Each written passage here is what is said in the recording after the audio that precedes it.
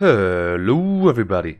Alright, so before I start this video, just a quick shout out to my Twitch channel and my Discord server, link to both of them in the description down below. I've been streaming pretty much every day, averaging around 100 viewers now, so that is actually pretty pog. So if you guys want to support me and check out my Twitch stream, that really mean a lot to me. And also my Discord server, really nice community, and if you want to talk to me outside of my streams or outside of YouTube, that would be the way to go. But without further ado, let's get right into the video. Okay, so the runes. Now, Hail of Blades, Sudden Impact, Eyeball Collection, Relentless Hunter, pretty standard for 80 Shaco. And then Futures Market with Approach Velocity, because you want to get that Tiamat in your first bag at least 99% of the times. And then for AP Shaco, you go Dark Harvest, Sudden Impact, Eyeball Collection, Ultimate Hunter. This is really crucial, this allows you to make those insane plays. And then Transcendence with Gathering Storm. And if you want to, you can go double AP. I like to go with attack speed. It just makes the clear a little bit better, makes the early game just a tiny bit stronger in my opinion, with a little bit more attack speed, but it is honestly just up to you. So the build for 80 Shaco really hasn't changed that much.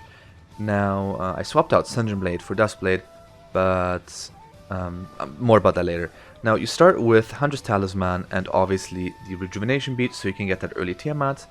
Now, if you can't afford the early Tiamat at your first bag, try and aim for 2 longswords, 3 longswords, or just get a pair of boots. It really depends on what you need, what you feel like you need. Now, after that, you want to go with Berserker Greaves and then finish your Dustblade. This is the core item, always has been a core item.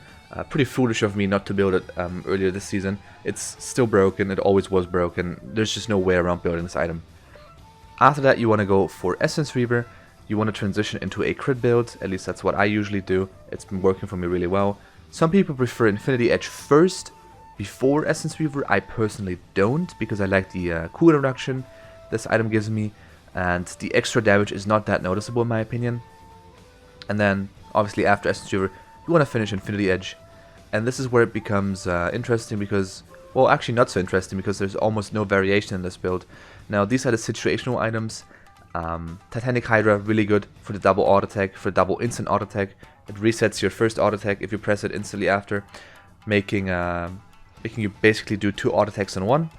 Ravenous Hydra I usually don't build unless I know 100% I'm just going to perma split push, which is just very rare. Now, Fem Dancer is really good. If enemy AD carries can abuse it, so can we, so might as well just build it. Because 25% crits, good attack speed, and obviously the 600 HP shield, which is just absolutely broken. But hey, AD carries build it, we build it too. So Stormrazor, just I usually don't build this item. Some people like it. I've tried it a couple of times. I don't know. If you need more damage after Essence Reaver and Infinity Edge, but you're probably doing something wrong. And I would usually get Lord Dominic's Regard instead, because if you're not dealing damage, that most likely is because they have a lot of armor, and Lord Dominic's Regard really does a good job of shredding armor. Now, this is what a full build could look like, and it is what it usually looks like for me. And then we move on to AP Shaco. So with AP Shaco, you want to start with a refillable potion instead of a rejuvenation bead, because you don't need the early game Tiamat. So you can just go with the potion, better sustain, and yeah. Your first bag, you should try to aim for a Stalker's Blade. If you can afford it, get a Dark Seal, and if you can't, aim for boots, or both. You can also start building into the Runic Echoes and get like the Amplifying Tome or a Fiendish Codex, or Findish Codex, I don't know how you pronounce it. That is up to you. Now, after that, you want to go for Runic Echoes, completely broken item, super good synergy with Shaco's E and Backstab and Dark Harvest, and then afterwards Proto Belt. This is what I built 99.9% of the times, and it just is the best build in my opinion. Now, after that, you want to go with the Sorc Shoes. You can actually build them in between, it really doesn't matter, it's honestly up to you. I usually finish them before Proto Belt even, but yeah. Now, after this is where I need to do a little bit of explaining, because this can get a little bit confusing. The problem is that you can go Oblivion Orb. In combination with Sorc Shoes, it is absolutely broken, because you deal pretty much true damage to enemies that don't have any magic resistance. Now, if they do build magic resistance, Oblivion Orb becomes somewhat useless, and I wouldn't recommend building it. Now, as I said, if they don't have MR, you go for Oblivion Orb, and if they also have Healing, you can finish it into Morello's, but I usually, if they have MR, would instead go for Liandry's Torment first, and then maybe something like a Void Staff, but it it's really situational. It's hard to go over everything in this video, so if you really need some explaining, I would recommend yeah, just dropping a comment down below what to do in a certain scenario, for example. Now, the interesting part is the full build. So this is what I usually have for a full build. This gives you 40% cooldown reduction, really nice with Transcendence, and then Zonus is obviously great for all-inning and then just pressing R and then Zonusing. It's really great. Liandry's is completely broken, so is Runic Echoes. Morelos is really strong if they don't have any MR, as I said. Protobelt is also really strong. You're just gonna have a lot of damage. This is my absolute favorite build and absolute favorite playstyle at the moment. As for the skill order, for 80 Shaco, you want to max E into Q into W, and obviously R whenever possible. And for AP Shaco, you want to max E into W into Q, and again R whenever possible. So the clear really hasn't changed much ever since 9.21 or 20, I don't remember exactly. But 2 boxes on Wraiths, it is pretty much the same thing. The placement is also the same, but I'm just going to go over it again.